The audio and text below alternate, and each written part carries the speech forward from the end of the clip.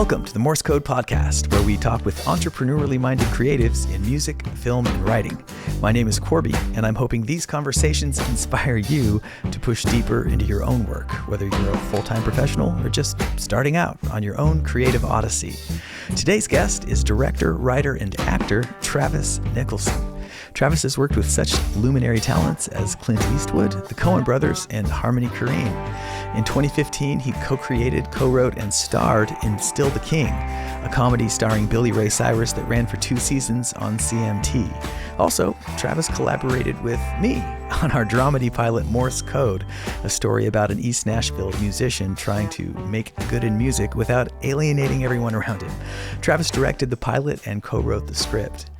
Morse Code is currently on the film festival circuit, where it's received several awards, including an Audience Choice Award from the Nashville Film Festival, an award for Best Pilot from the Ramsgate International Film Festival, and an award for Best Lead Actor from the NYC Television Festival, among others. I've known Travis for several years now and count him among my favorite creative people anywhere. If you get something out of the Morse Code podcast, please like and subscribe. And now, here's my conversation with Travis Nicholson. Dude, thanks for making some time for me. Yeah, man. I'm really excited to talk to you. Happy to be here. I thought maybe we could start our conversation with something that I not overheard, but I was there for just a few days ago. You had your buddy Chris had a birthday party. We were at your house, and it was a little bit of a family affair. Like his parents were there. Yeah. And you've known Chris since you were like 4. Yeah. Or like 3 or 4 years old. Yeah. And consequently, probably Chris's parents were around then too. Yeah. And they were there at this party. And I think it was Chris's dad was like, man, Travis. Oh yeah, Travis. When he was a kid, man, he was just telling stories all the time, story after story. In fact, one day I looked out the picture window into the backyard, and there was Travis by himself, just like, you could just see his hands moving. He was like telling a story to like the birds, or I wasn't really sure. And I thought that was we all got a laugh out of that, and I was like, "That's a glimpse into the portrait of an artist as a young man." Yeah, I don't know what that was about. Well, do you think it was accurate? Probably. I think also, I just love to make stuff up, and I would entertain my friends' parents by just telling them stuff that they knew wasn't true, and I knew they knew it wasn't true, but I would just tell them whatever the hell I was coming up with. I guess also his house back then, and they still live there, it just backs up into the woods, so you can stand on the back porch and just stare up into the woods, and maybe I felt inspired by the woodland spirits. A natural stage of sorts. Or maybe I knew they were there. I mean, it's very possible that I knew that they were there and pretended like I was talking to somebody, because that's something I definitely would have pulled as a kid. Well, and we kind of grew up in the same generation, sans cell phone and all of the camera and tech that went with that. So we had to go find ourselves cameras, the big heavy ones, at least is where I started. And did you do that? Did you get into like VHS home movies and stuff? God, I'm in the middle of digitizing, I don't know how, maybe 100 plus mini DV tapes. So that started probably, like in 3rd grade, my buddy Andrew, his grandmother loaned us a VHS camera. And everything, I mean, before that, we'd been doing like media, like we made like radio plays. So, and we had figured out. Like on cassettes. Yeah, exactly. Right? Totally. And, we realized there's like 3 things, right? There's music, sound effects, and people talking. And so we bought these CDs that would be like, 100 greatest symphonies. And so you'd have like all these flavors, all these different emotions, and just feel, you'd be like, oh, that's funny. And it would be like Chopin in the background, and then there'd be a sound effects, and then there'd be a guy in the foreground going like, do you have diarrhea? Make these commercials, and pure really, comedy. Really into that. Yeah. You can imagine what the sound effects would have been. I won't do that for you now. But do you have the radio tapes still? I don't know. I doubt Maybe. it. But there was like, I remember our friend Elijah had these 2 characters, and it was these 2 women, and looking back now, it's like, oh, they were a committed lesbian couple. I don't think we even knew, you know. But these two women, they loved each other, they traveled the world together, and all these episodes he'd do with these two women that would just he would read about somewhere in the world, and he'd just say, you know, this is where they're traveling to. We'd be like, all right. And then we had a camera, and then it was like, oh my God, it just completely changed, because it was like, we can just do so much more. And having that basis of like, okay, we'll put sound effects to what happens. You'd been training. I feel like we're ahead of the game, because like, you know, and it'd be somebody off camera just, you know, clapping their hands together when somebody punches or whatever. Sure. But did you, I remember when I had my foray into this, same thing, me and my little brother making the radio program tapes. And I think my mom still has one. Precious memories. But when we got that first VHS, we didn't know that you could that there was, you know, such gear that could be had at Radio Shack or whatever, that you could edit after the fact. And so we did all of the editing, you know, in the camera, just by we're shooting this. Okay, stop. And then go to the next scene and shoot and it was only later that we figured out, maybe 2 years later, oh, you can put it in this, and then now you can do an edit after the fact. Yeah, and editing happened way later for me. You know, I knew that it was possible. I just didn't have a tech, you know, understanding of, you know, there's those things you could, I think it was called a video toaster or something, and you could put two VCRs and do a switchboard, and you could do a fader. All that stuff was when we got that, it was like, whoa. But what was great about before that was editing a camera, you know, it forced you to really think about, I want to do an establishing shot. So you'd run outside and you'd shoot, you know, your house from across the street. And then you'd run back in and somebody would be like, did you hear something? You know, and then you'd go back outside and you'd shoot again, you know. And then if you messed up a take, we discovered edit search. You could rewind over the footage. You'd go you'd do a slow motion rewind over. Yeah. And so watching the little viewfinder. Yeah. Yep. Yeah, because back then they didn't have little viewfinder screens. Yeah. Yeah, and then you go all right, and so inevitably you'd have a little blip, you know, in the all these little things, between scenes, little squeals of glimpses of some other unwanted scene that the world wasn't supposed to see. But now, you know, I'm digitizing all these old tapes that are just the raw footage. We do edit sometimes. We'd figured out how to edit enough. But what's so great about them is we started leaving in the bad takes. So it's just all of us, our voices hadn't changed yet. We're just laughing, just be you know, somebody to mess up a line or forget something, and it's all there. And it's I don't want to take any of that out. That's the best stuff, you know. It makes it really fun. Yeah, this looks better than the actual movies for sure. So, okay, where did you make the leap? Because you had some early, I don't know what I want to say. You were involved in some pretty big pictures even when you were really young. And how did that happen? You were part of Oh Brother Where Art Thou? Or was it maybe a PA or? I was a.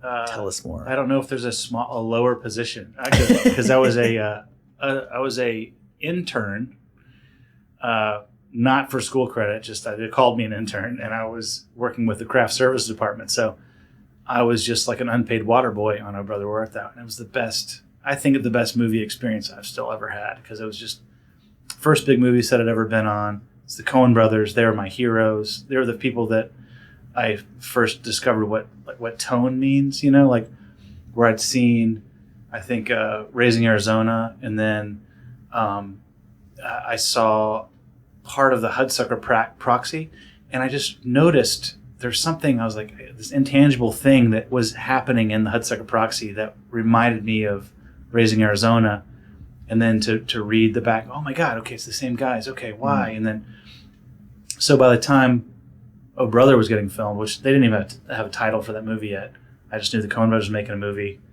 in Mississippi, and a girl in my writing class. So I was in film school at this point. I was at Watkins Film School here, and I was in class.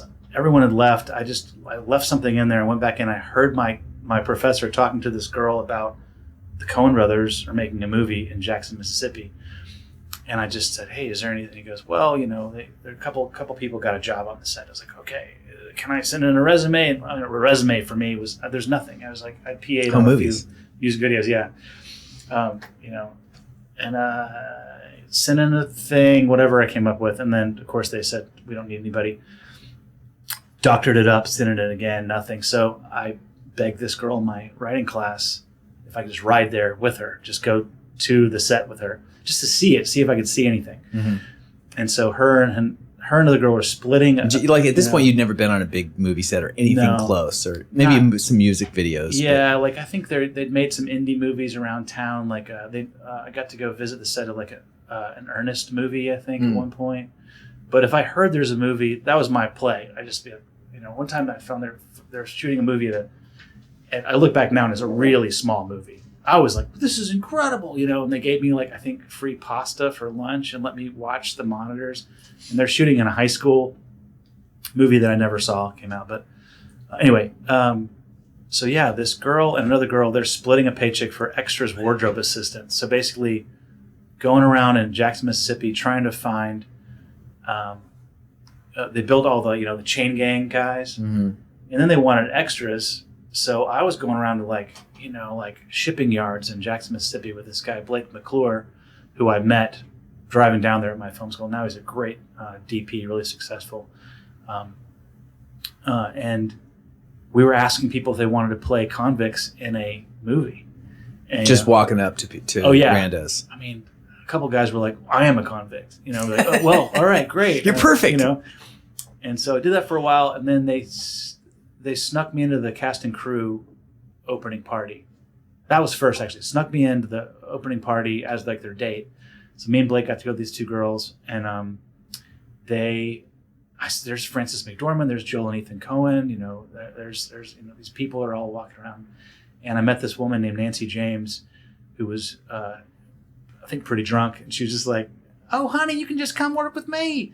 She was from Nacogdoches, Mississippi, or Louisiana, and she just said, "Come work with me." And so I was like, "Okay." And it was the best thing because I was craft service, so I could go to every department. Like I'd bring the Coen brothers their coffee in the morning, then I'd have to drive the golf cart over here and pick up the trash at this place. And then I'd be over here checking on the wardrobe if they need anything. And perfect. It was 100 degrees, 100% humidity every day. So water was important. That was an important thing. And Frances McDormand has a son named Pedro, who's 3 at the time. And I wore a cowboy hat all summer to keep the sun off me and everything. And so I think he just thought, people called me Tex. I think he thought I was like a cowboy, and he asked me, and I said, yes, of course. And she would just follow me around on set sometimes. And Fran just started asking me if I'd babysit him when she was like at lunch so she could take a walk with Joel or whatever. Mm. So now I'm in Joel Coen's trailer watching A Bug's Life, eating Pringles with a 3-year-old in the air conditioning, and they'd throw me $100 every now and then. And magic of show business. It was incredible. I'd really come to the top at that point. But so your first taste of show business was back behind the camera, yes, in craft services, which sounds appropriate. Yeah. But then you have also, you've worn many of the hats, and one of those hats was, I think that acting paid your way, maybe glamorously or maybe not. My voted sticker on here still. Vote, everybody. This is a public service. Yeah. So how did that happen? How did you get into acting? Funny. Even on Oh Brother, they put me in the last shot of the movie, just for fun. They did that at every movie I worked. I ended up working with them for like 5 years, and they put me in a shot. I never thought of myself as. I always acted in our movies when we made stuff as kids, but that's because there's no one else around. Yeah. So, and I think that the enjoyment I got out of making stuff and showing it to my friends came from more of a sense of I made this thing up and and I did it all and I filmed it. Yeah. And that's what's funny. Not so much that I'm the person doing things. And mostly I made my friends act and stuff too. And, but every now and then I'd be in something. And when people laughed at it, I didn't think of it as like my performance was funny as much as the thing that we made up was funny. Yeah. And that's what I enjoyed about it. But I really wanted to direct, and that's what I thought I was doing, and so, they put in the last shot of Oh Brother, Where Art Thou, if you watch it, it's a long tracking shot. It's traveling on. There's a guy in an alley behind George Clooney and Holly Hunter talking to an old lady, and he like leans up on the bench and everything, and that's me. And then they put me in a little shot here and there in other movies. But when that happened, I'm sure the agents came running. Yeah. So it was, so I was like 19 on that movie. And then I ended up working at a little production company in town called Stray Dog that when I was like 22. And we were doing like music videos and like local like cable access commercials and stuff like that. Like EPKs for record labels and just small stuff, scraping by. And a woman, Kim Petrosky, our friend Kim Petrosky, the casting director, she had an office down the hall from us. And I wasn't an actor. She was just my friend. I would never do this as a casting director now, you know. But I'd burst in her office and I'd be like doing this character, you know, and I'd go like, listen, damn it, there's 15 crates of placed in the parking lot, and I don't know who ordered it, but someone's going to goddamn pay for it. And she'd be like, get out of here, I'm working, you know, and just get out, stop it, you know. But I maybe made her laugh twice. You know, if you get her to laugh, it was a score. That's still, yeah. But I was working on her, you know. I had this recurring character and always something being delivered and whatever. So one day at like 7 p.m., I was getting ready to go home, and she came in to the office with a tripod, and she goes, I can't believe I'm saying this, but can you do that redneck character guy? I got an audition thing. You put yourself on tape. So I didn't take it seriously at all. I just said, you know, kind of a weird impromptu interview, and I just acted like that guy the whole time, and I, you know, really played up the accent. I held my name tag upside down. I said, oh God, it'd be a real trip to get to be in one of y'all's commercials on television. You know, and just kind of did that. And I booked the job, and it was a huge Volkswagen commercial directed by Jonathan Dayton Valerie Ferris in LA.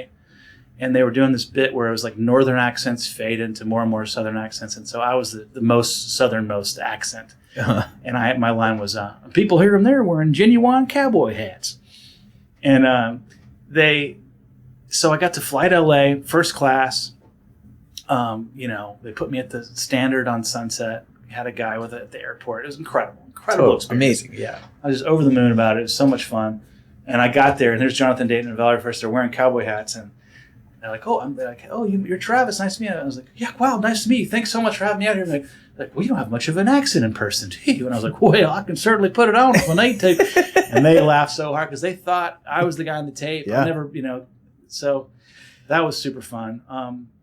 And then it was like 2 years later. I was 24. I moved to LA. And I to be a director, you know. I've been directing like little commercials and stuff, and I thought, well, I'll go out there and I'll find some way to. I had no idea what I was doing and who to talk to, and it was a really lonely place to move when you're a kid. You don't know a whole lot of people. You're 23? 24, yeah. And I was just destitute. All my savings were gone. I didn't even have enough money to, you know, go home and give up. And so my buddy took me to dinner, and he said, well, you can act, right? You're an actor. I was like, no. And he was like, well, I saw you in a commercial. And I was like, well, that was the thing. He's like, well, if you could do that again, I'll get you an agent and I'll send you in. And so he sent me this place called Dragon Talent, top of this building in Beverly Hills, and this little elevator, like one-person elevator. And you get up and this door creaks open, and I hear like jazz music, and I go in this weird office, and Chaim Magnum and Robin were the agents. And Robin looked like she had this crazy red hair, and then Chaim was sitting there, and he had an egg, a hard-boiled egg sliced in little slices, and cheddar cheese just perfectly lined on his desk. And his name is Chaim Magnum. And they signed me up and sent me on an audition a couple weeks later. Didn't have a headshot or anything. You didn't audition for him or anything? No, they just said, well, you know. By virtue of the reference from your buddy? From my buddy Aaron Priest. He used to be a casting director, so he knew them, and you know, kind of as a favor to him, I guess. They said, sure, we'll send you out. They send me out to a Milwaukee's Best Light commercial audition. And I booked my first audition. I was so clueless that it translated to camera really well. Like just a dummy. Like I had no idea what I was doing. And all not nervous, or no. You just didn't have the sense to be nervous. I didn't know the astronomical improbability of booking a commercial out there. And also back then, all the commercials, I remember, would be like something crazy would happen, and then there'd be a guy, and he'd be like, "Whoa," you know, like almost every commercial was like that. And I ended up being that guy a lot. I think that it was a genuine look of you really were oblivious. Yeah. So I'd book a commercial, and then I'd fly home to Nashville, and we're talking like you book a SAG national commercial, it's not $5,000. No, it used to be really good money. I mean, yeah, sometimes. You know, with those, the first one's Milwaukee's Best Light. we do like 2 or 3 at a time, about every 6 months. And it was non-union. So you'd make like a few grand a piece, but they'd add up, you know. I remember I had at one point $15,000 in my bank account. I was like probably like 25. And I thought, I never need to make money again. This is, you know. I still don't have $15,000 in my bank account. I think I have that in debt. But yeah, it was really fun. And I just had no idea the improbability of, if I had any idea that like, oh, okay, you go into a waiting room and you'd see people look kind of like you. Yeah. Doing it a little better probably, you know, like, that guy's me, tall with muscles. Wow. And then you realize that's happening every 15 minutes all day long for the same role. And you just, you know, or same handful of roles. And so I got incredibly lucky early on and just started booking a bunch of those. And so that's kind of, I didn't take it that seriously until finally I started taking classes. This place called Howard Fine Acting Studio, another producer. There's real serious, you know. Acting studio. Yeah. Like if your cell phone went off, they'd fine you, I think, $100 and you had to leave. Like it was like that crazy. And it was very method. It was Uta Hagen, and I just saw some incredibly talented people in there, and just gave me so much respect for the craft and the time and effort people really put into, you know, trying to do it for real. And that was great. That was and it's good, I think, for directors to learn about acting and learn about what actors go through. And you're a great actor's director. You know, we'd never worked together until Morse Code, which you directed and co-wrote, and we'd never, like, in any capacity, and that was a really high pressure situation. Yeah, sustained, you know, 7 days of just like, and leading up to it, and just it was a whirlwind of a hurricane, more like of work. But in the eye of that hurricane, which is, you know, a pretty good analogy actually, you know, for when the camera's rolling and the scene's taking place. You were cool as a cucumber, man, even in some real stressful situations. And that, like, as an actor, glad I appeared that way. Yeah, well, I'm glad you appeared that way too, because as an actor, you're looking at your director being like, you know, it's like being on an airplane, and if the pilot, the door opens and the pilot runs down the aisle panicking, you're like, shit, we really are in trouble. And that's really good. That's a very good analogy. I feel like, same. Even when you're directing, like, you're kind of like, you know, and when you're acting, especially when you're acting, because you're like, did I get it? I'll look at anybody, the director, the DP, and be like, approval, you know, anyone, a smile, a chuckle, yeah. And it's like, so that might have come out of some of that, you know, just front row experience with and as an actor. Yeah, I think I've been treated enough too, you know, as an actor by directors. There's this assumption that you know, especially in commercials, you're a piece of the furniture, and they need you to do very specific things very quickly and get these little beats and hooks, and that's it. And they don't need really much nuance to it. But we learn to communicate as actors about, like, we want to be told, you know, give some ideas. At least I do. You know, not everybody works that way, but, like, you know, I like to be, and also, but not too much. It's like there's a balance. Like, you don't want to give somebody a line reading, like, just say it like this, but you want to give them some context, and that's when the really good stuff happens, when you just give people room to do what they do. You know, so, you know, you had known that character for so long, having created the web series and done all those episodes already as this character, that, you know, I didn't have to come in and be like, you know, this guy, he came from the, you know, you knew, you know. And so within that, having that locked down so well, it created a sort of a nice little orbit for the other characters to kind of pull from, you know. We weren't starting from scratch. No. But also, I would say, as a director, and, you know, maybe you can speak to this, but there isn't one language for every actor. And maybe, you know, I think different directors have various levels of versatility in terms of, like, dealing with different kinds of personalities, because it's such a people job and a people skill set that, you know, actors who love certain directors love them because they feel, you know, validated, they feel seen, they feel like they do their, you know, best work. And that's a huge part of the talent of a great director, I feel like. What do you feel like? Well, what was great was when we were doing Still the King, we had directors coming through all the time. So, we'd do block shooting. So you'd have a prepping director come in and he'd be, scouting locations and looking at casting and getting prepped for his episodes, usually 2 or 3 episodes at a time. And then another director would be in shooting. So I'd be on set with, shooting with this director. And then, but because I was still behind the scenes as an EP and a writer and all that stuff, but I kind of got to float around and watch the directors and the different ways they worked. And I also got to be a little bit of a confidant to the actors, because we got to work with some incredible actors, some amazing character actors that came in that have just done everything. And maybe talking to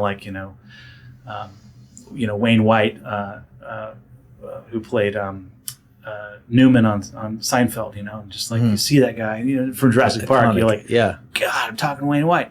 But he was so cool, so nice, and so professional, and but he had a style of the way he worked. And then somebody else would come in with these very with all kinds of suggestions for wardrobe, and another actor, you yeah. mean? Yeah. And so you watch the directors kind of handle each one of these actors, and I kind of got to hang out because I was in the cast too, so I got to hang out with the actors. So they kind of I'd get to hear stuff that they wouldn't say to the director, good things and bad things, and got to learn a lot about those little nuances and the way certain directors worked. A couple directors really pissed off some actors, and they didn't, and they had no idea. Crazy, yeah. The actors didn't tell them. They were just So I love this, and we're going to get back to it, but maybe we can get into how that happened. So for people who don't know, Still the King was a show that ran for 2 seasons on CMT, maybe 2013, 2014, actually, it was 14, 15? 15, 16. 15, 16.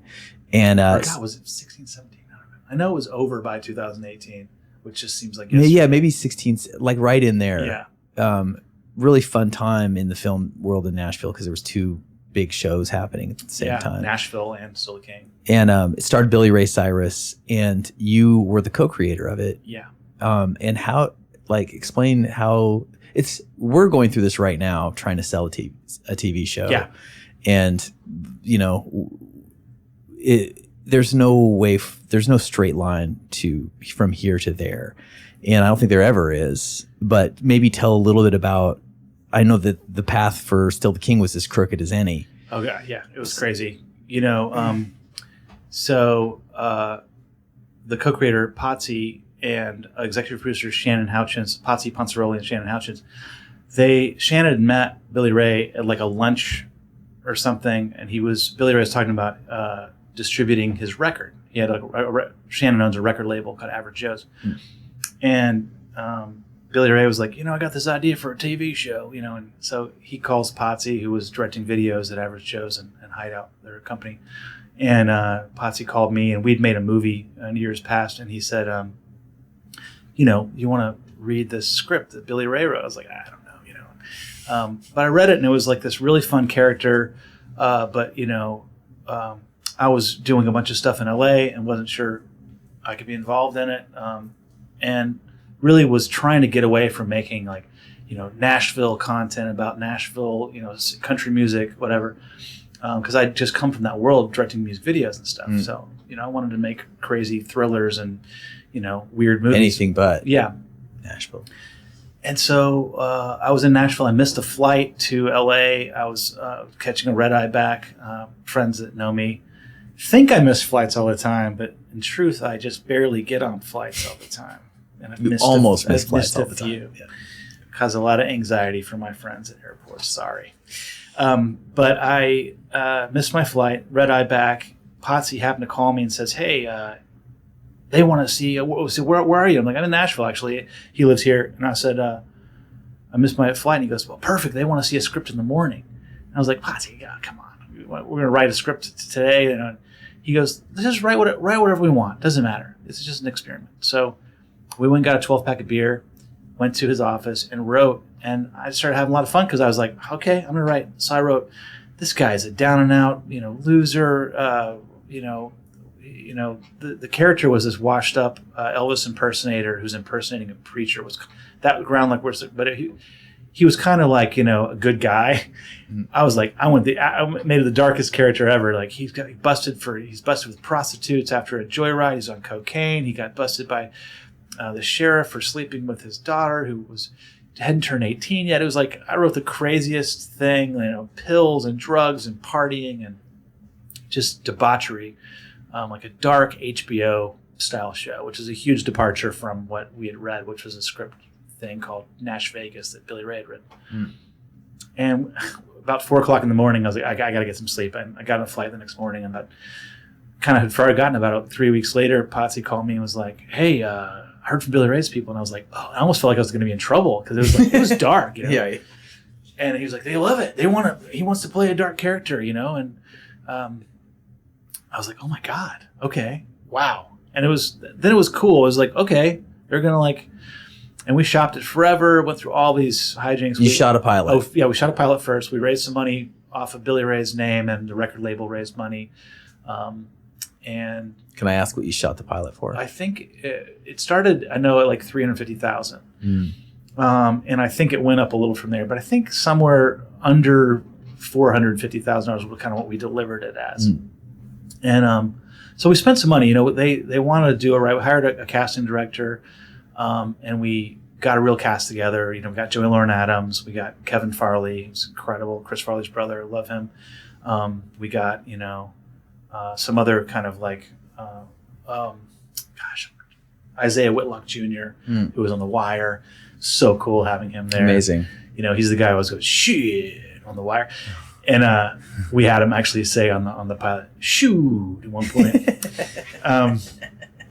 And so we shot the pilot. But, you know, you don't do that. You know, I think that we were blessed that our investors and believed in us, and probably partly out of naivete, not being really in the industry yet, that you don't just go shoot a pilot and then hope it sells, you know. Of course, it helps to have a celebrity like Billy Ray attached, but this is, you know. This is way before Old Town Road. Yeah. So we took it out, didn't get too far with it. At one point, they wanted to pivot and make it into a 4-camera sitcom called Evil Inclinations. They hired a different showrunner. He you know, kind of behind our backs, rewrote it. Yeah, all this stuff happened.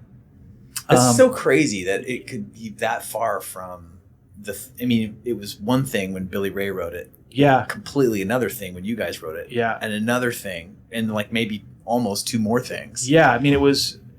You know, bless them for trying to figure out a way, but I didn't like the 4-camera idea with a laugh track on a soundstage in LA. I wanted to be, you know, single camera, shot in Nashville, gritty indie filmmaking vibe. You know, make little movies and shoot on location.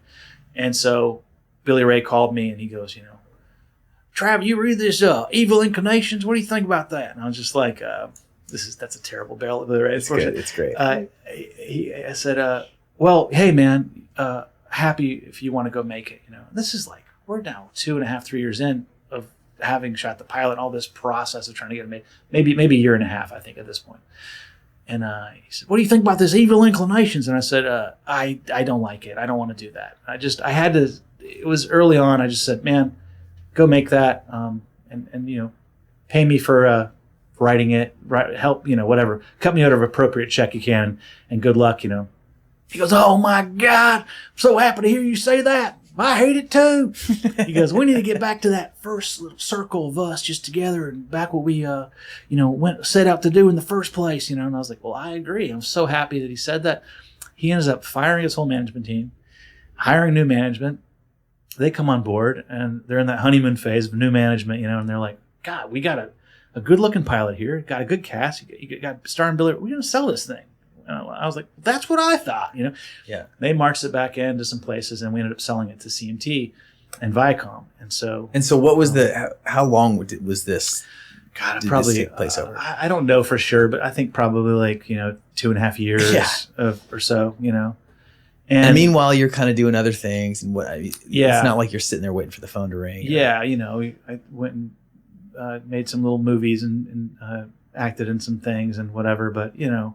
It was a constant, like, you know, you're doing stuff every so often, you know, especially when we went back into, so Viacom bought the pilot, you know, and brought us in and had us re-edit the whole thing, which I was really grateful for because I edited the original pilot. Me and Potsy. At one point, we brought in another guy who, bless his heart, they gave him like 2 weeks to like recut it, and he was a really good TV editor. So he did what he could and made it definitely better. But that was the whole thing. I was like, we need a real TV editor. Like, this is a skill that is so, so underappreciated. Bless you. Thanks. And so they had us come in, and we worked with this guy for a month on just re-editing. Every day, 8 hours, we'd sit there in the offices at Viacom in Santa Monica area with this great editor. And he was like a reality TV editor. So he did not give a crap about continuity or wait, that's the exterior of that location. He just didn't matter. He's like, this is better. And we just started putting it together. And what we discovered was our original edit was kind of sympathetic to Billy Ray's character. And he kind of this ho-hum kind of down and out kind of guy. And the better stuff is when he was like, I don't care. I'm going to do what I want, and just was like more like this Wile E. Coyote kind of, the worse he acted and the meaner he was and more despicable his character, the more dynamic he was and more fun to watch. So when he's like flirting with the secretary while he's in court, on trial, things like that, yucking it up with the, prison guards and shit like that. That was always better. So we really resurfaced his character and found a better edit of him and the show in general. And you were able, even from the existing footage, to tell a significantly different, if not story side of his character just by the edit. Yes, definitely. The performance was greatly enhanced by this editor and us finding that stuff. Once we knew, that's what's interesting is make him as bad as we can. It doesn't. You're always going to be sympathetic. He's fun to watch. Billy Ray's. So were you like cutting? Was the show longer when you edited it? I think it was like a 32-minute thing, and then we cut it down to 27 minutes, and I think we ended up getting a cut that was like came in pretty close to like what a network 30-minute, like 24 or 22-minute thing was, but still. And then like a sizzle reel and all that. So they had to go sell that still to Viacom and take it up to the uppers and show them and get them to buy into really awarding us the. So Viacom had bought it, but they hadn't like greenlit it or given any money for a season. So they got to skip the process where they would go to pilot and make a pilot. We had a pilot, but they wanted to QC it. So they brought a producer in, and Julia Silverton sat there with us all day, and she also came from reality TV. So, there's a value to that I didn't appreciate before. That was like, they just have to craft a story out of just thin air. Yeah. So they're really valuable in developing it that way. And we got the buy. And then I think we had 11 episodes. And right around that time, too, the presidency, the leadership of Viacom, that division of like CMT, like whatever, there's like 3 or 4 networks. I mean, there's a million networks underneath the Viacom umbrella, but our division, she had come from Nickelodeon. Can't think of her name right now, but we're like, oh God, she came from children's programming. She's going to cancel us. She's not going to want to, this is happening right as we were being bought and developed and about to hopefully go to season. And she not only liked it, she gave us 2 extra episodes. So we actually ended up getting awarded 13 episodes, which is really cool. So that happened. Did you get a call? What's that moment like? Because that's a pretty big win, and I'm just kind of curious about that feeling. It wasn't like that one like moment where they call you and they're like, "We bought your show's going." It was such a strong, strewn out process. Like all those days going to Viacom every single day, and then these incremental little wins, and then setbacks, and at that point we've been batted around so much, like. Couldn't sell it. Now it's going to be a 4-camera sitcom. You're just like anything could happen. Back to the drawing board, who knows? Ultimately, we ended up keeping about 20% of the original pilot and reshot the rest because we had to recast. Unfortunately, we had to recast some of the roles. But because of the production, because of the producers, executians, or because some of actors weren't available. Some of them weren't available. Like we had to replace Isaac Whitlock Jr.'s character. We got Leslie David Baker, who is wonderful. plays Stanley on The Office, you know? Yeah. So just you hear his voice, you're like, wow, talking to Stanley. And I got to do an episode like just me and him, which is incredible. So much fun. And I was snooping your IMDb earlier today. Oh, yeah. Looking for bio details, you know, and there's like the Still the King trailers, Loud and Proud right up front. Oh, and, yeah. And it's that scene with Stanley oh, man. with him in the church and he's blind. Oh, yeah. Yeah. Anyway, Yeah. it's hilarious. He had to put those contacts in. Bless his heart, man. That's not enjoyable. They're not like nice. It's not comfortable. Yeah. So and had to play a blind guy the whole time. So how long between when it was bought to when, you know, was it just like, okay, we got to start shooting in 2 months and you're hiring crew in Nashville? Like how? Oh, so yeah. Well, so I just want to maybe set that up just a little bit more by saying that it's not likely or it's not at all inevitable that you would, having sold the show, get to film it in Nashville. Right.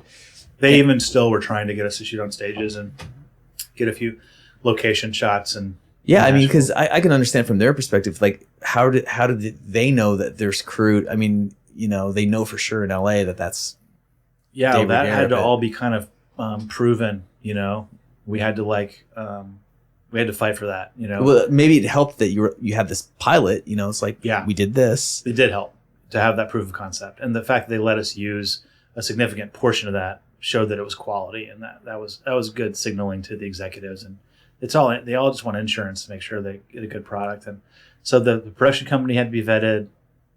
All the main crew members had to be vetted.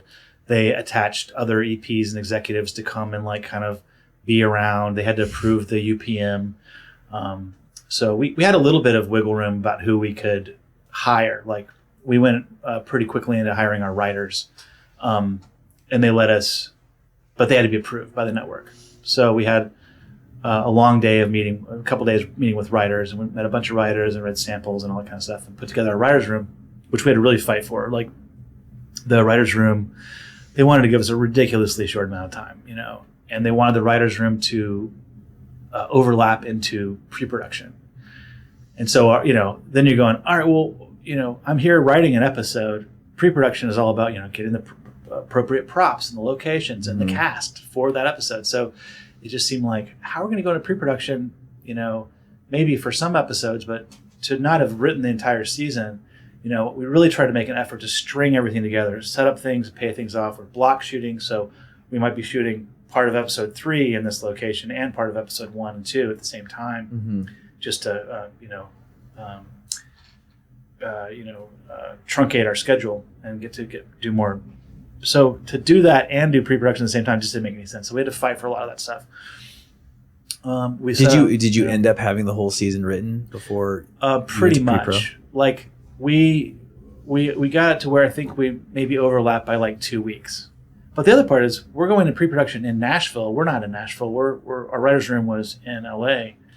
It was great because I wasn't a staff writer. I didn't come up through that process. And there's all this stuff, this etiquette that goes into that. You know, you can be a writing PA, writing assistant, and you start getting to be in the room. And then, you know, I heard all kinds of stories about like they made the assistant sit in the hallway all day, you know, to not be in the writer's room. Because then they was it a paying payment issue? Yeah. Like then you can get a higher fee because I think you might have actually had a hand in the script, that kind of thing. I think it was just mean. Okay. I think it's like similar to being Hazing. a PA on set. You get pissed on a lot, you know.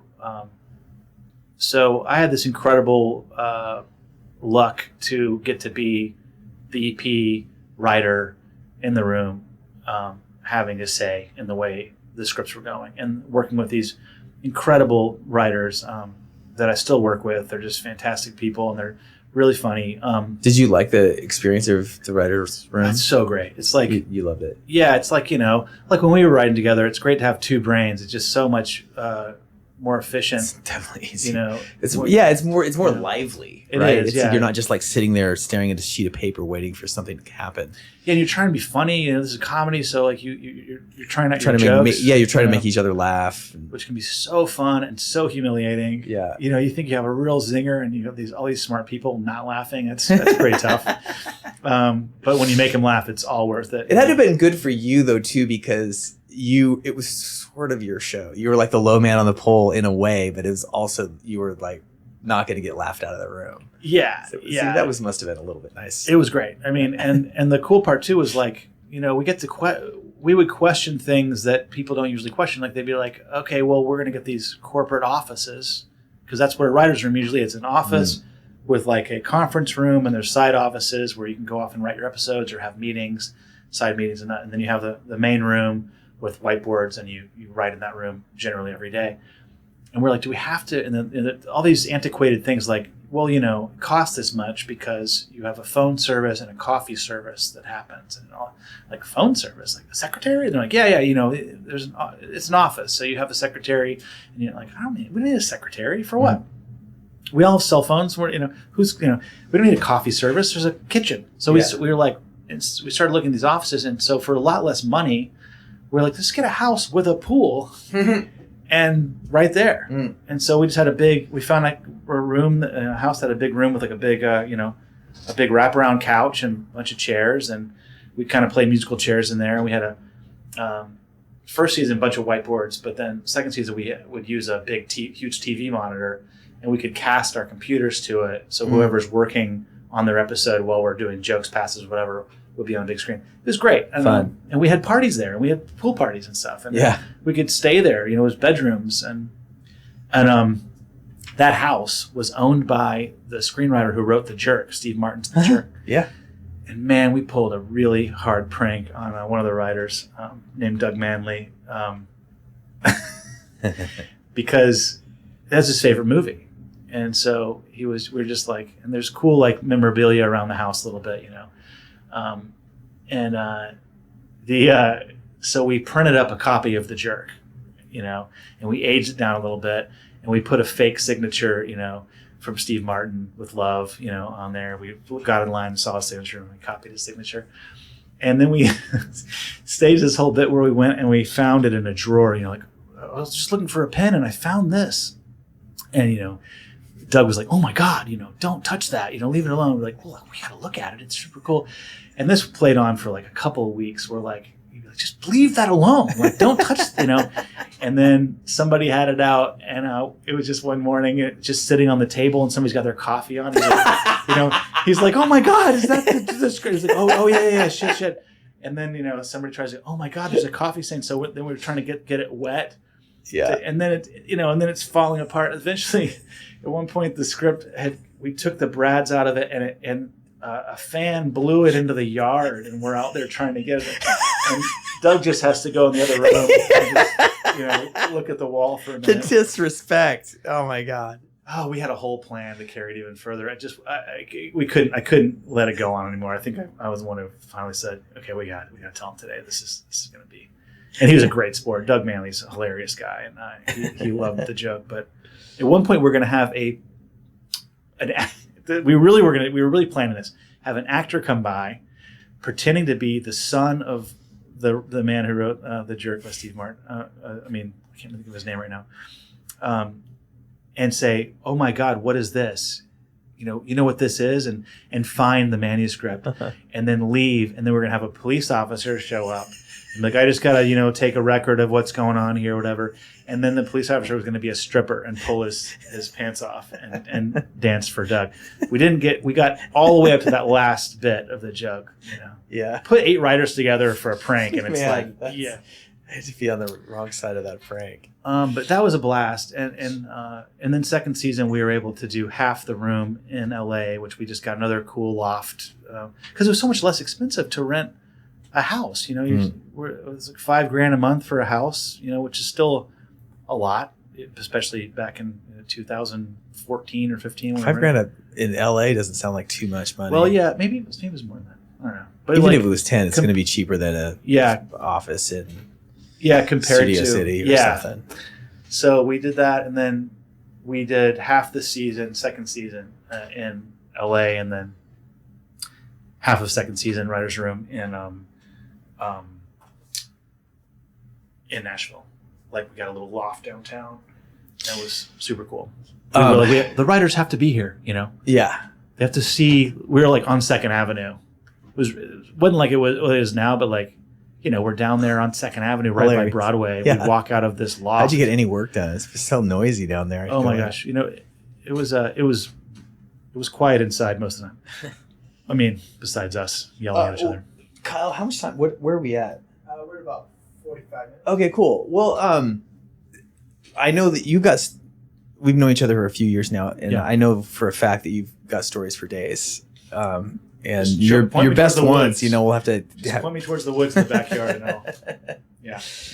But okay, so I'm just curious. Maybe you have some perspective. We have a lot of friends in the community that are talented and maybe, you know, just starting out or 5 years into their journeys in film. And I know that you had even recently kind of, if not mentored, at least met with some of these younger folks. And what's different today that from when you were that same age?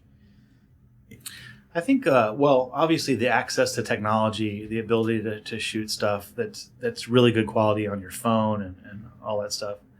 I still find that annoying sometimes. I'm like, anyone can shoot a movie. You don't need anything. It's like it still takes a lot of thought and energy and care into making something that's any good. And even though the tools have improved, you know, you still got to put the work in, you know, to make something that's really cool.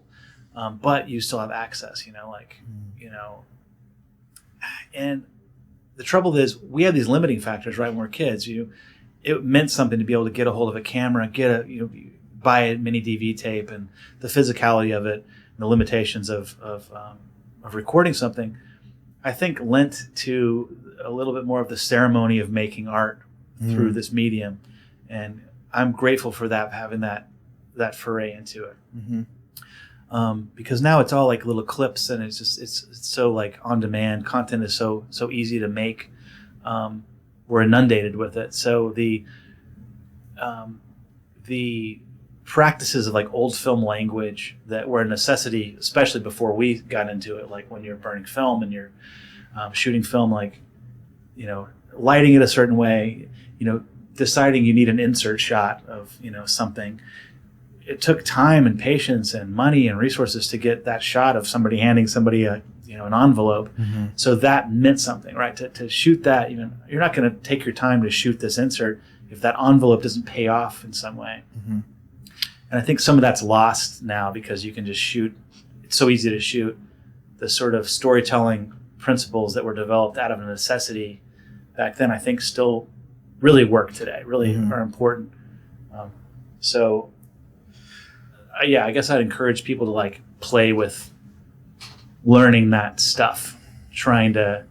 It still matters. Yeah. Like the old school rules apply, even if the technology has made the means available to more people.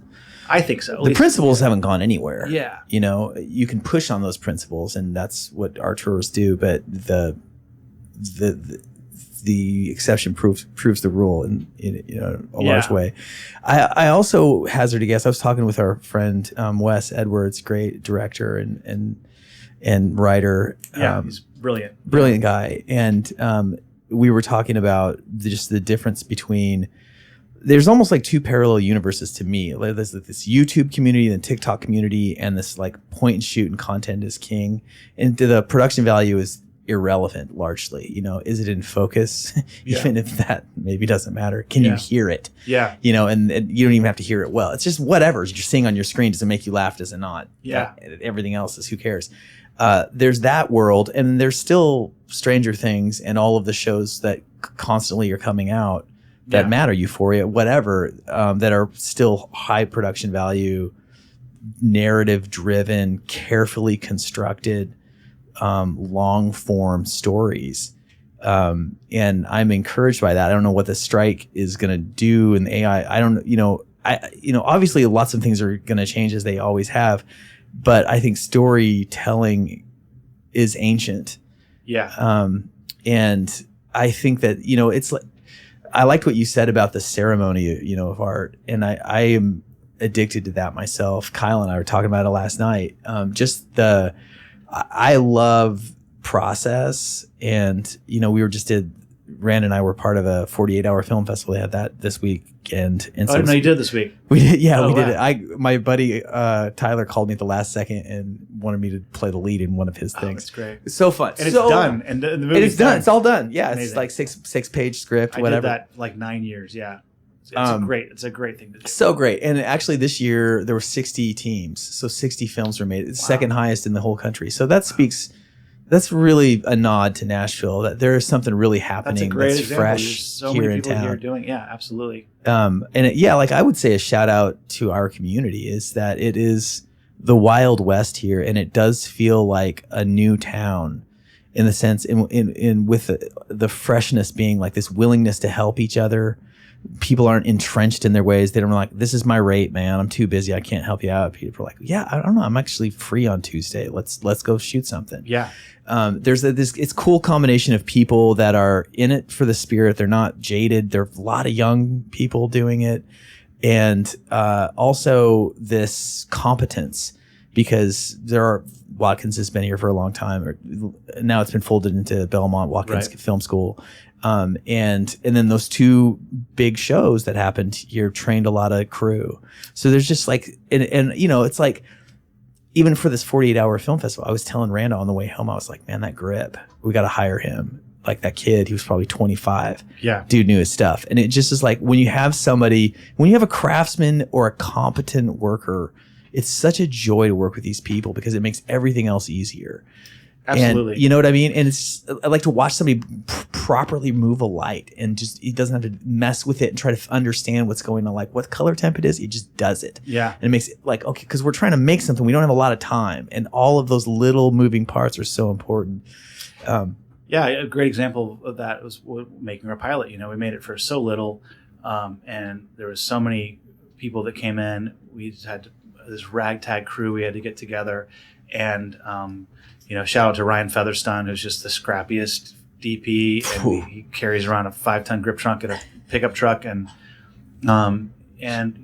you know, we had to just kind of grab who we could according to their availability, and everybody stepped up. I mean, I remember we were like blacking out the windows at Henry James, which is just all windows. Yeah.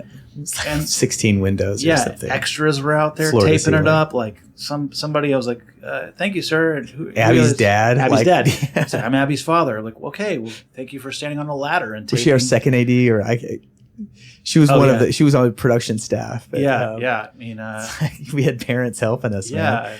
And I loved it every second. I was out there taping windows, Yeah, you so know? did I. Yeah. And it's just like you see that once you get the right people together, it's just a joy, you know. Truly. It's a challenging thing enough, and I think sometimes people can get caught up in the importance of what they're making and forget that this is really for fun. You're doing this for entertainment. You're making this for people to enjoy, and we're doing it. It is really hard, but I do it because I love it, you know.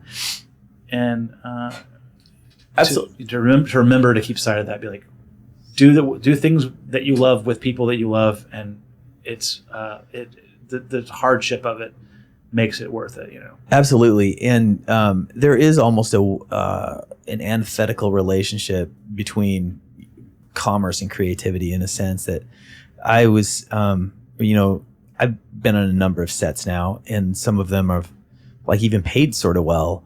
And the ones that paid better, like almost to a person, no one gave a shit about what was happening. You know, maybe it was a big commercial or whatever. It was just a job. And it's not to say that there wasn't something to be proud of there, because there's always craft and there's always excellence to be, you know, strived for. Yeah. Even if that excellence is like, I don't know, the angle at which the camera is when the passenger gets in and shuts the door and the door is only this loud, not that loud, whatever. There's so endless details, but it's like at the end of the day, what are we doing? Anyway, it does, like, it's so precious to be part of something where heart is leading, you know, and when that sounds so naive to say, but I find myself, It's easy to forget, you know. yeah, I mean, I noticed I chase it, like if it's film or writing or acting or music, even, it's like, it's, you know, I probably should be more mindful of the the paycheck side of it, but I don't know. It's been fine, but I think it just kind of keeps you deliciously naive and ready to be charmed by the thing that drew you to it in the first place. And if you start doing too many things that you don't like, then you start to feel that spirit kind of get damp. Yeah. I mean, I know I don't knock anybody for working, but if your dream is to make art,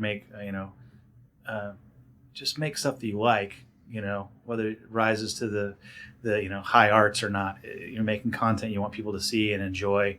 And then you end up doing too many things that you're like, I just got to make a check and whatever. I think that it can be debilitating because you're like, I'm doing this thing that I love so much, and I'm using the skills that I've come to want to use for things that inspire me on something that I'm not inspired by. Mm-hmm. And there's plenty to not be inspired by out there. But there's also so much. So I think, I know it's aspirational to always want to do something that you like, and that's a luxury. But keeping your mind on that at all times and going, okay, what can I learn from this experience that maybe isn't my favorite thing, but I'm trying a new technique. Music videos are a great stomping ground for that. Like, maybe I'm not crazy about the song, but I'm going to try this, this new camera out or this technique or some kind of thing, and then you add your skill set, because it's absolutely endless. Yeah, and on some level, it's just about staying close to that spirit of play, and it's like that your story about the script, and you miss your plane, and Potsy's like, man, let's just do it, and you're like, and then once you got in there, you're like, all right, I don't know, this is great. What if this happens? Yeah. What if this happens? Yeah, it really, absolutely. It was something I was resistant to. Yeah, and I think that that it took a while to kind of get over that hump and go, well, this is the tools I have. I want to make this something I want to watch. Yeah. And when I just said, because I could have tried to, and we could have tried to develop something towards what we thought the network would buy. Or like what his people are going to like even, or something. Yeah, his people, him. I didn't know him yet. I thought he was going to be mad when he read what I wrote. But that was a great lesson for me. It's something that I forget all the time. I need to remember is that, like, make what you want to see, Yeah. And I wrote I wrote something so far from what I thought they would want to see. It was a joke to me. I was like, well, I would watch this show, and I'm going to write this show, and it's going to be dark and crazy and ridiculous and absurd, and the humor is going to be super wacky and out there, and there's no way in the world they're going to make this show. Yeah. But I didn't care. So then it turned out to be the biggest job I ever had. So I think that was a good lesson that I need to be reminded of, is like, don't, I think that we get caught up in that, we get caught up in that with Morse code. Who wants this? Who's this? It's like, luckily when we made this show, it wasn't with that attitude. We're making this to pander towards a certain demographic and whatever. It was just a story we want to tell. I think that the guiding force in that moment was trying to make something that our community would recognize as authentic, and that was I think that was daunting too. Yeah, no, totally. Yeah, and still, yeah, I'm sure we're gonna get called out eventually for some oversight. But I thought that was a good guiding light. Yeah. It was between that and for me personally, I wanted to tell a story that like I felt was at least true to me, and I think that that's for me in like my own writing side. So much of what I write comes out of my stuff I've experienced in my life. Like I'm in a sort of stable introverted chapter, but for 20 years I was out every day, out in the world, traveling by myself, meeting weird people, having unlikely things happen. And there's nothing better than having an unlikely thing happen to you in real life that you can you just sort of like, well, no one can tell me that's fake or false because it was. So I can own that. Yeah. It's pretty empowering. But yeah, that I think that you're right. With Morse code, it was just trying to make something that we we liked. Oh, I was going to say another thing too, is that I think that that translates into almost anything, like the writing what you want to write. We audition a lot for stuff, and it's really easy to look at an audition and just be like, like right now with the strike and everything, it's just commercials coming through, and commercials are sometimes they're great, whatever, or interesting. Most of the time they're just commercials. And and so you're like doing something, and now if like the audition's due tomorrow or the next day, and so there's maybe like a tiny bit of a groan or something. Okay, I got to pull myself out of this. Let's look at this thing. Set up the lights. And then it's really easy to go because it is so competitive. I don't know how many people audition for. Hundreds of people audition for these commercials. You get one for one. You look at our no budget pilot that we paid. Scraps 500 submissions around for people are hungry to act. I mean, it's just really hard work to get, but it's kind of easy. First you gotta go in there and you look, and I'm to the point where I'm like looking up the casting directors, or I'm kind of getting familiar with these people, like what they're working on, and you can kind of start to enter their mindset. And I always have to be like, pull myself out of it and just be like, let me see if I can have fun with this. Yeah. And I kind of often can, you know, and when there's nothing better than turning in an audition or I'm like, that was cool. Like I represented, that's me. It might not be what you're looking for, but I made me laugh, or Randa, my wife Randa, is a great actor, and she is. We're into it all the time with that. It's like the same thing. And we're like, it's fun to, play director to each other. Yeah. And did that. I'm sure you guys did that yesterday, right? Yeah, totally. I did too with my partner Ginny. It was like I did her audition first, and did my directing thing without getting in trouble, and then it's always dicey. And then I did my bit, and I had to play guitar and like perform, and I was tired. We'd been filming for a while, getting the lights set up and everything going, and so I just was, out of frustration, almost just started playing some stupid thing and making faces, and she's tired too. She just started cracking up, and it just meant the world to me. I was like, oh, okay, I'm like, I can be like, I'm funny. Yeah, you're funny. I'm fine. So, and then I just kind of kept leaning into that, even though it wasn't a comedic thing. It's just something I do. But having somebody to banter with is so great in writing and in acting.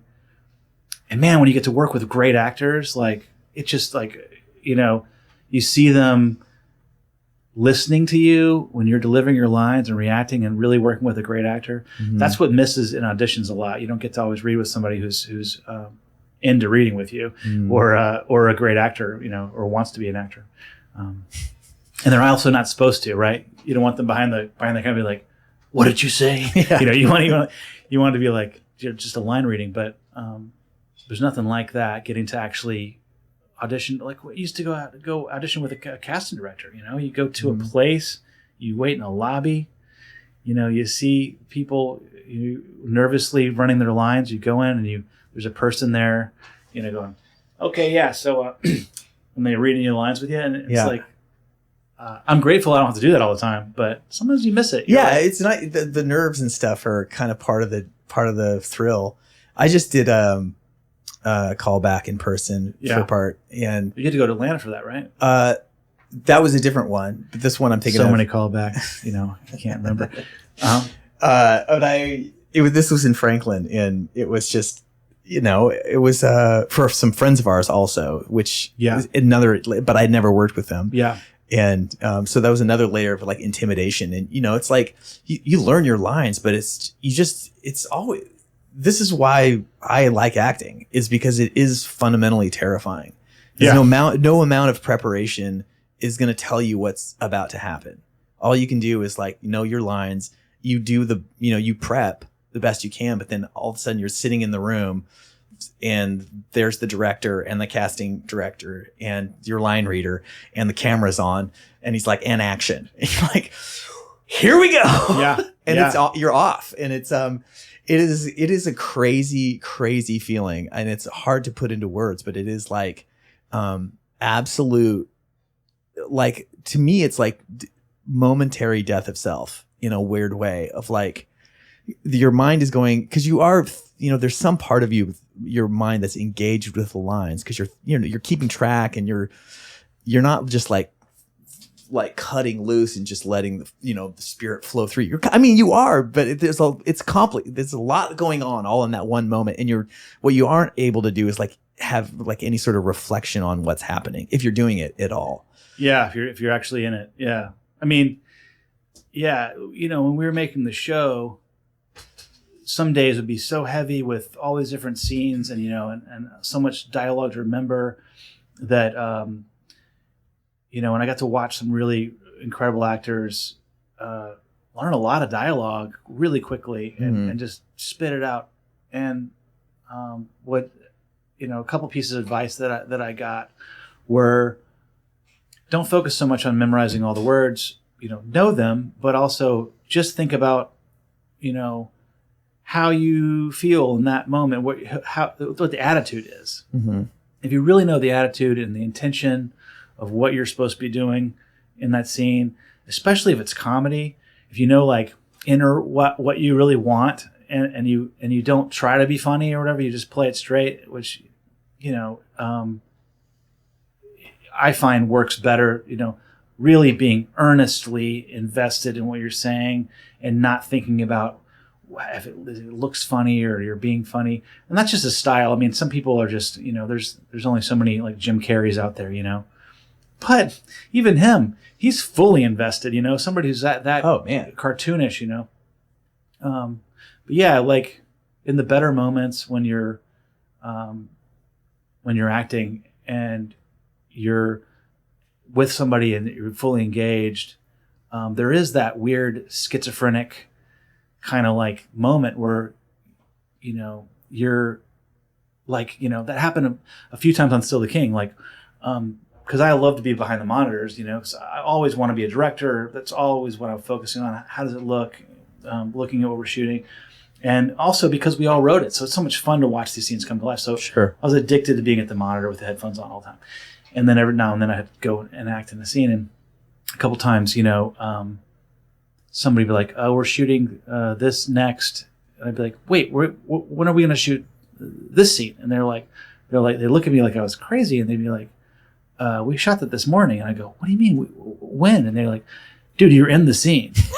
And that was like, oh, like I swear my brain's bigger than that. Wow. But it was that because I didn't get to see it, because I was on the other side. So I think my brain just like, that was a different it thing. Got separated, yeah, and totally. like I didn't. We're moving that quickly. I didn't get to go back and look at I didn't like to watch back stuff that I was in.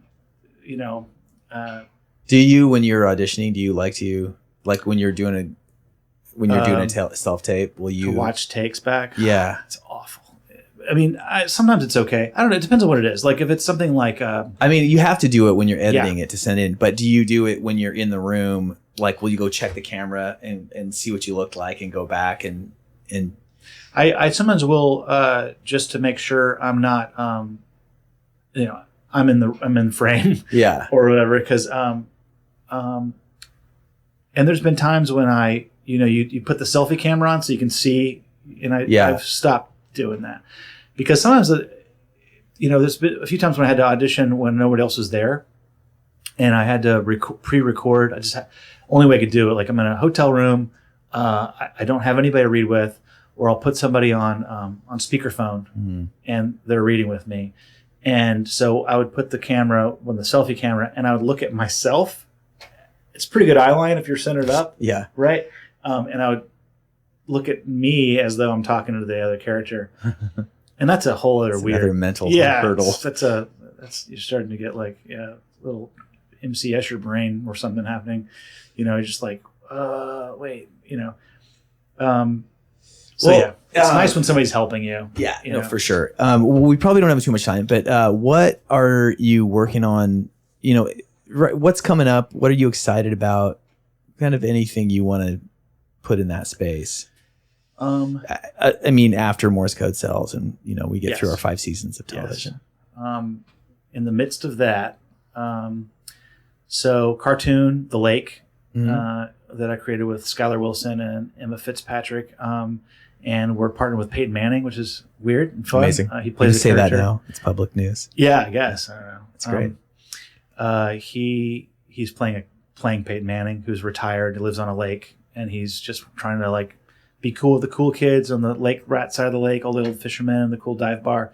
And there's a yacht club on the other side that wants him to be their mascot, but they're really hoity-toity. And they're trying to secretly take over the entire lake community, kind of like Goonies. And so these kids learn of that, and they're trying to preserve their little corner of Lake, Old Hickory Lake, we're calling it. Hickory.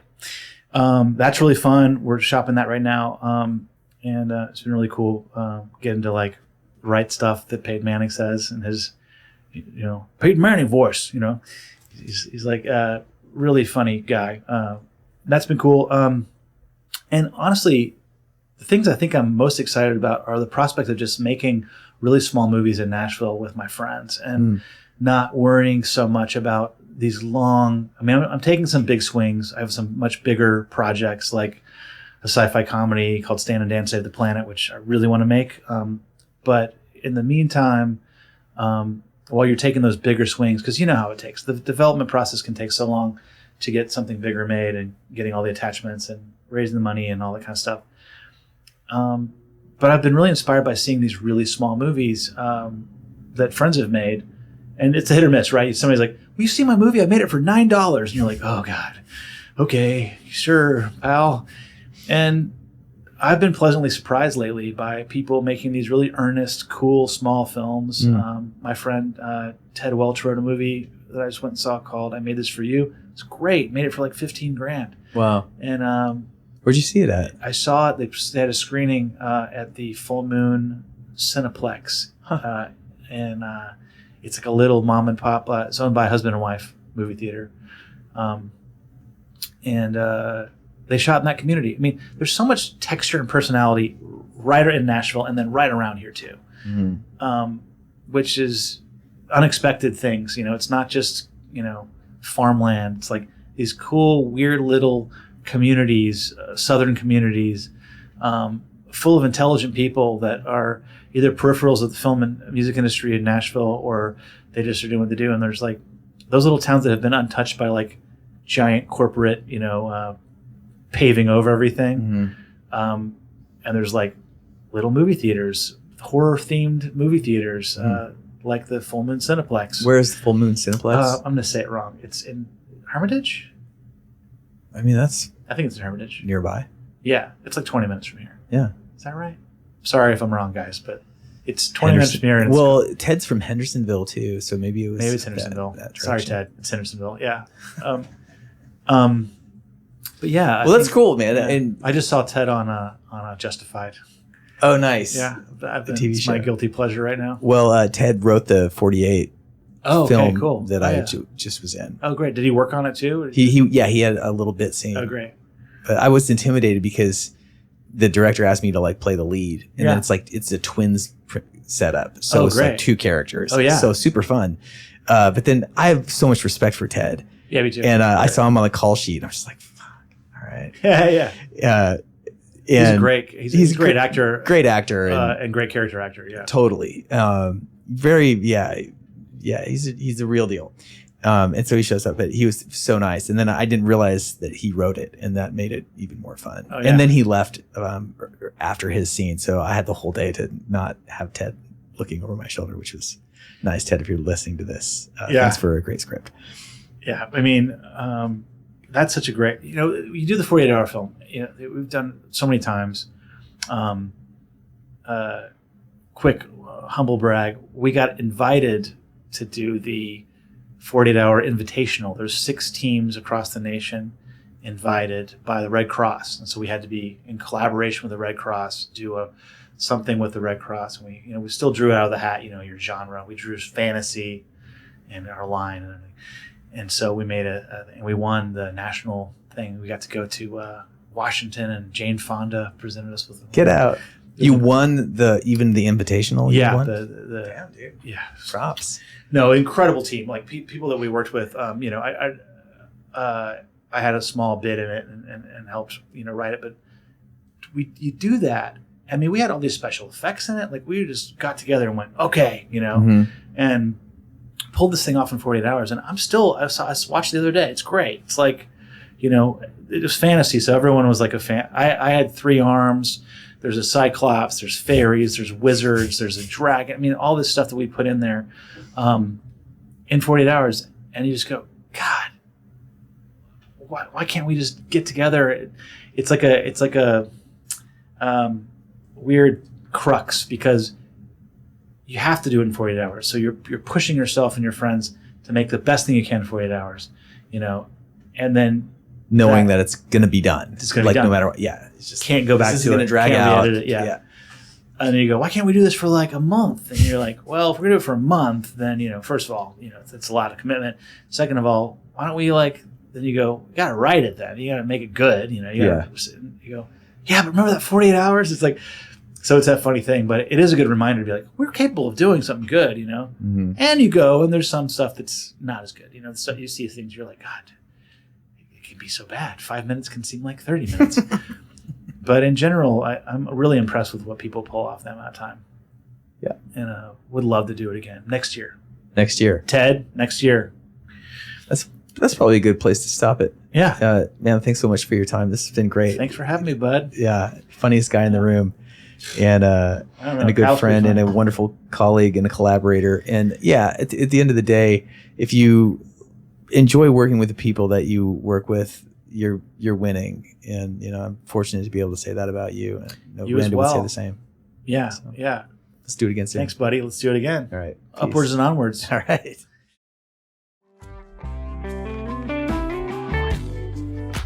Hey, thanks for watching. Click the like and subscribe button if you wouldn't mind. You can click over here to watch another complete episode, or click here to watch a playlist of the songs of the Morse Code Podcast. You know you want to.